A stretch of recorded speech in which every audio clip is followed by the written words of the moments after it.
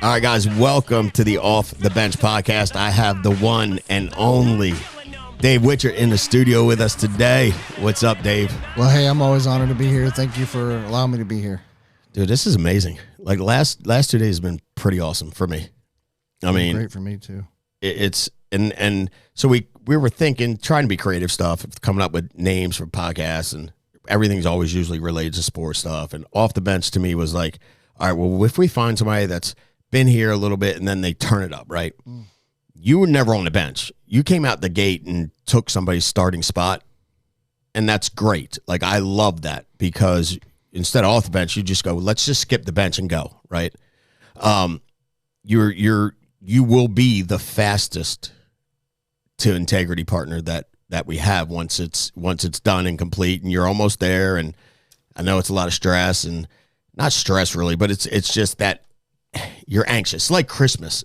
You know, remember when you were a kid and you had a hard time falling asleep the day Christmas Eve? It's kind of like that, I think, because I went through it. But, dude, if what you've done is nothing shy of amazing, and I know you know, and you say and you believe that you're not special, right? But there are some things that you do that are special. The amount you give, how hard you work, how much energy you bring, and so if you could, share with us, your journey, how you found us, then why you went off the way you went off, what gave you that insight of, you know what, if I just do this, if I just follow what he says, what Sean's, and I try step by step, I'm going to make it happen very fast. Can you go through all that with us? Yeah, do my best. Yeah. First of all, it's an honor. And like I said, I mean, nothing magical. Again, anybody, and we can't say anybody can do it, but, the person that comes here and has keeps it simple, understand that it works, don't try to reinvent the wheel, follows what's already been in front of you. Frank and Dom and, Andrew Taylor and Paul McLean. I go down the list of all the different people that before us that had laid that groundwork, Dom, and so on and so on. And, me, direct Andrew Taylor, it was simple. He said, I came here right at I think it was almost 50, because I'm 52 now, so about 50 years old. I think I just turned 50, actually. And so I came here, and he said, do this, do this, do this. So I had to forget I didn't forget everything I did. I was been in the business before. I think it's one of those things where I'd paid the price in other places. I heard Grady say one time, because somebody said to him, like, well, Wichard's lucky or something like that. And Grady stood up for me. I'm like, Grady was telling me the story, which I was grateful for. But he said, well, you don't know what he's been through for the last 20 years. Like, I kind of know a little bit of a story, and he's fought and he's done this, and he's just with the wrong place, a practice company. And, and so I think there's wisdom gained by that. There's wisdom gained by, life experience and work experience and things like that. I'm not saying that someone can't be here. I mean, Josh Williams is killing it, and I think Fast to a Million, whatever, right? It's around the same time frame, but, I think he did a little faster. And that's great. And it's good to see people break records, right? And that's why they're set. And then same thing with integrity. Yes, that will be exciting when that does happen, and then somebody's going to do it quicker, right? So, so I think I just came here, and I just had an open heart, open mind. I think faith played a big part in that. Faith in the way that I came here, and I wanted to, I just trusted the system. I trusted what God had for us to leave something I'd done for so long, even though it was the right thing to do, obviously. Some people get comfortable, and I wasn't comfortable. It was kind of like sitting on pins comfortable. Like, I mean, I wasn't really making a lot of money. My people weren't making a lot of money, but it just, I needed, the old dog sits on the nail and he'll sit and holler, and he doesn't know any different, right? Kind of thing. So when I came here, it was just all in. I asked Andrew what to do. I applied what he told me to do, which was pretty simple, which was, protect 10, 15 families a week, help bring on partners, unlicensed partners, 10 a week, and then also 10 licensed agents a week. And so we focused on that. I went to work really hard. He said, we dial this day, that day, we buy leads, and, the different types of leads. People ask all the time, so what kind of leads you have? Whatever I could get my hands on, basically. I had, I ran a lot of final expense. I didn't hit the mortgage thing till about mid-year of 2020, July, I think it was, and we had an area, we just didn't get a lot of them. And I think the first week I got a bunch, and then it was like slowly kind of dwindled down to where I just get a few a week, couple, 3 or 4. So I had to continue running final expense, and we didn't have the internet life leads until later on. And then I think I ran them for like 1 week before I actually came out of the field. And at that time, $1 million, like, hey, probably shouldn't say, but board member. Yeah. Board member, take that part out. But anyway, board member. And, when you hit that, it was like, hey, it might be time for you to come out of the field, like he told me. And I said, okay, but let me finish the Hall of Fame thing, which is over 400, 200, 300, 400 families protected every year. And my side was probably closer to 400 because I did a lot of final expense. Right. So I never was one of these guys that, people ask me all the time, what if I don't want to be a financial planner. Otherwise, I would have gone and done that. It's a simplified issue. I'm so like Sean when it comes to that. Like, dude, I do not want to do an underwriting. I do not want to wait. And every one of them I did they didn't go through anyway. So right. I'm like, why waste my time? It's like, and I'm not I was never a big annuity guy. I wasn't. I did a couple. One was mine. And the other one was a pain. I'm very impatient. You talked about impatience earlier. Oh my gosh, dude, you couldn't put a person. I'm not stressed. It's just I want to get things done, so I keep moving, and I think I had that attitude all along. I wasn't afraid of working hard, and I believed everything that was being told to me, and mostly watching Sean and Andrew, and then I learned other people, met you down the road. But I would reach out to people. Sure. And learn that guidance. And I would just apply it. I always say to people, like, don't reach out to somebody if you're not going to apply what they tell you. And you want to bang your head against the wall. Why would I continue to give you the stuff that I think will work or has worked and I've done? And I don't give people, here, one thing you'll never get from me. I'm not going to give you advice on something if you ask me and I've never done it myself or I don't know the answer. I'm going to find the answer. And I'm okay saying I don't know it because I don't know it all. And to this day, if I don't know something, I'm going to call and ask somebody that knows. Or, we're doing, telesales, we're doing this or that. I haven't done a lot of that. So I would probably ask somebody or put them in touch with somebody that knows more about it. If I was going to talk about mortgage and, really want, I would have him call Frank. Like, call him and learn from him. Because, I did it, but the way he explains it will be better, right? I hope that answers the question. But I'd worked hard enough. I worked hard with faith. I went out. I did exactly what the blueprint was. There's a blueprint. Why would you, if you're building a house and you want it to look exactly like the house your buddy's got, then why would you change the blueprint if that's the house you want? That doesn't make any sense. And they've taken years to get to this point, 8 years, right? When I came in, a little over 6, whatever, right around 6 years, I guess it would have been. And we've tripled since that time. Think about that. We've literally tripled from what I remember it being, however many families that is, 200,000. I don't even know the numbers, how to equate that. And right. Now it's like 600,000 or whatever the number is. It's probably a lot more now. I don't even know how to do those numbers. Yeah. It's a lot of families. Yeah, no doubt.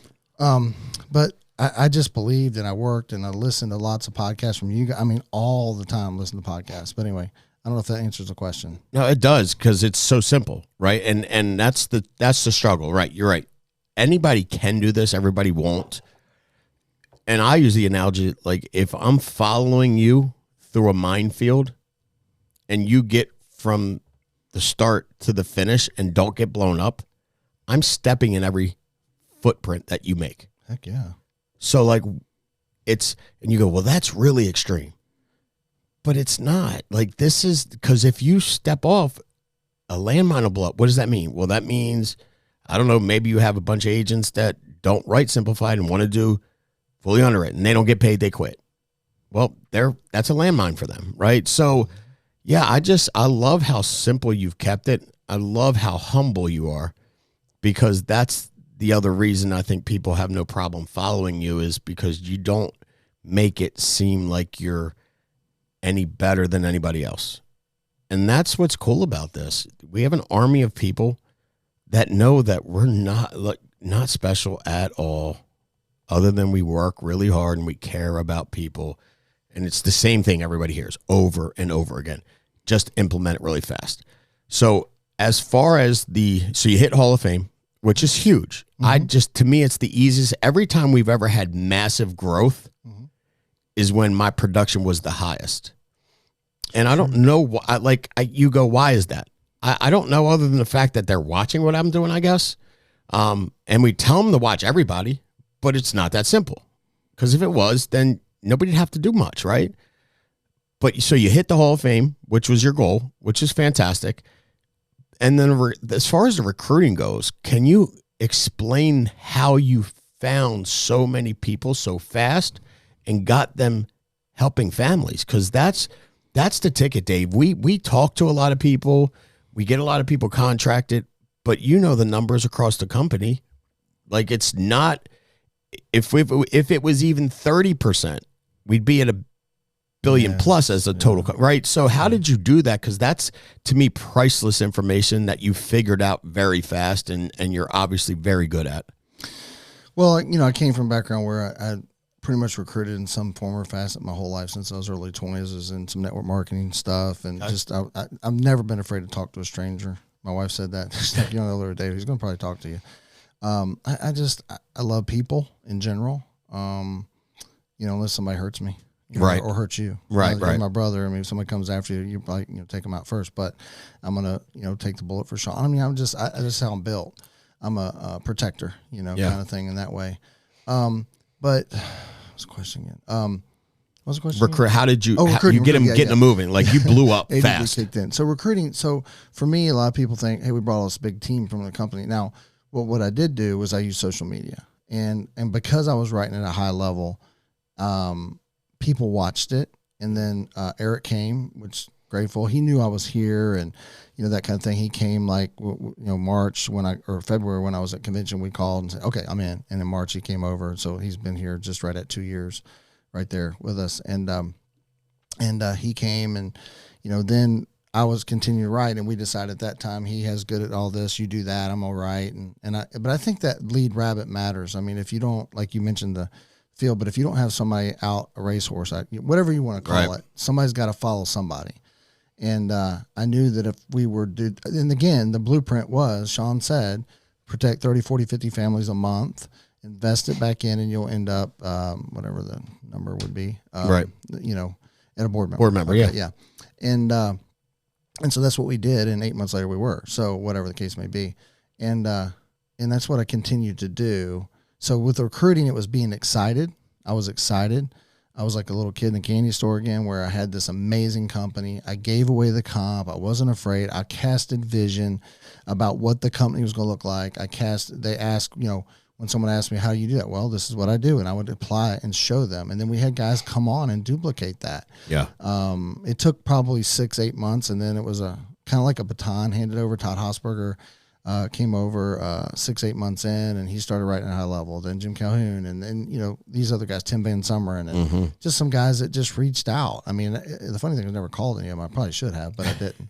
And they just came over one by one, and then they duplicated the system. Hey, what did you do? And then they ran it. And then as far as recruiting goes, any systems we had, they duplicated also.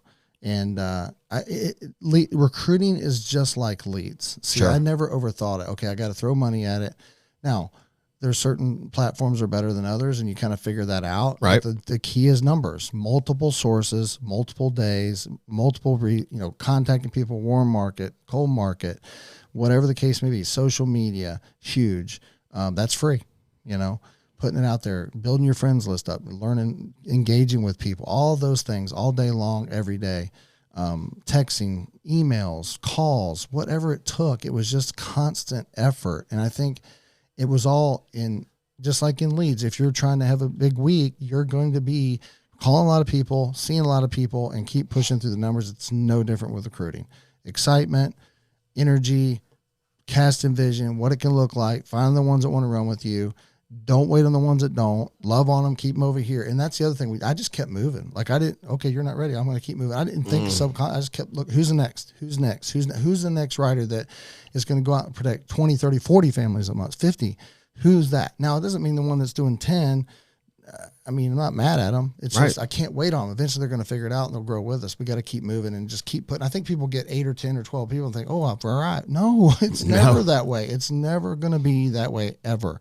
We have to constantly bring in new blood and constantly change people's lives and help them. So, dude, it's I love it. I absolutely love it. And I think what you said about when you came out of the field, Eric started producing at a high level. And that's opposite. Todd. They were all doing it. They were all doing it. Yeah. So but that's key, because so when I came out of the field, Mike File was running like his hair was on fire, which gave me, because again, somebody up has to be leading that production train. Right. And it got to the point where your phone rings so much, you're on it, and it's hard to do both when you get to that level. Now, you'll know when you're at that level. If you don't know, Sean will tell you, or you could, you know what I mean? Somebody will tell you, but without that guy continuing, passing the torch to the other producer who's going to go, I'm Hall of Fame, Hall of Fame, Hall of Fame, then your results go from here to here really quick. Mm-hmm. And that's what happens to a lot of folks that come out too early. And I think that's priceless. I also think serving and not waiting. You can't push a rope. So you love everybody. Everybody's where they want to be at that moment. So if you're not where you want to be, it's your fault, because you could change that. But again, we're not mad.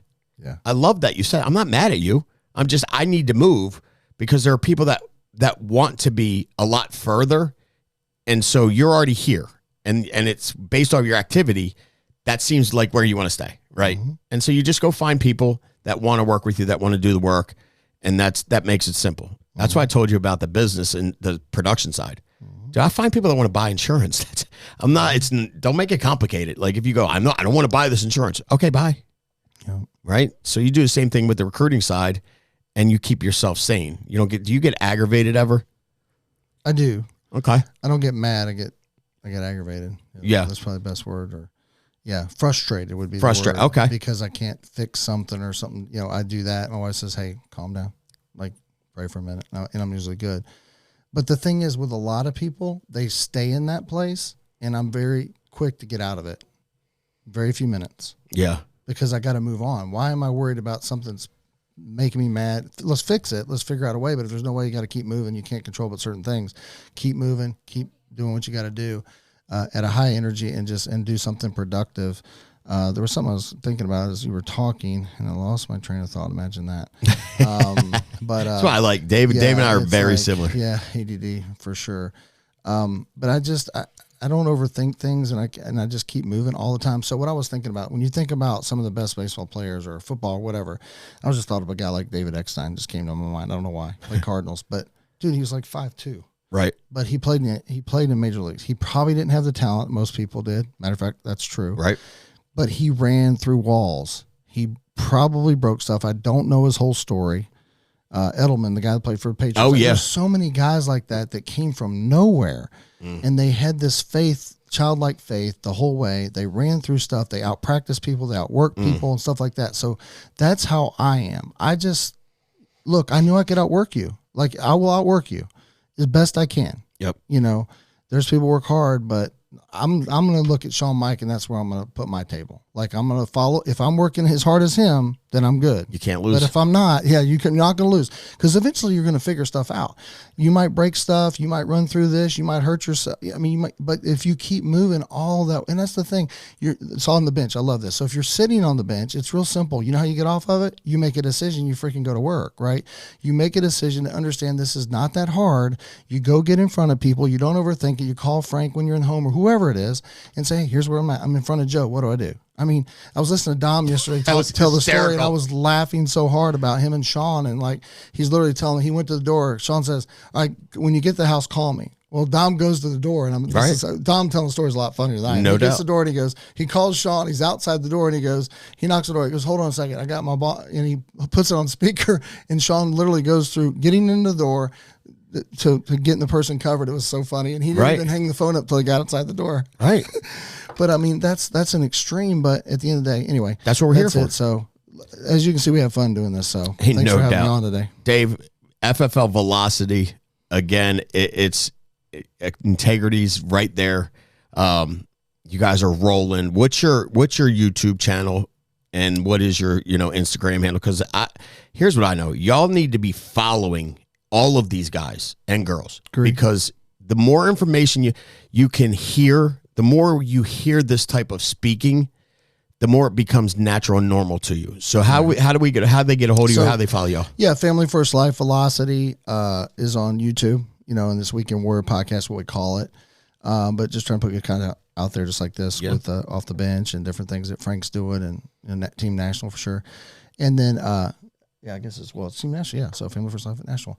And for me, just at Dave Wichard, WHICHARD, Dave Wichard, at Dave Wichard on Instagram.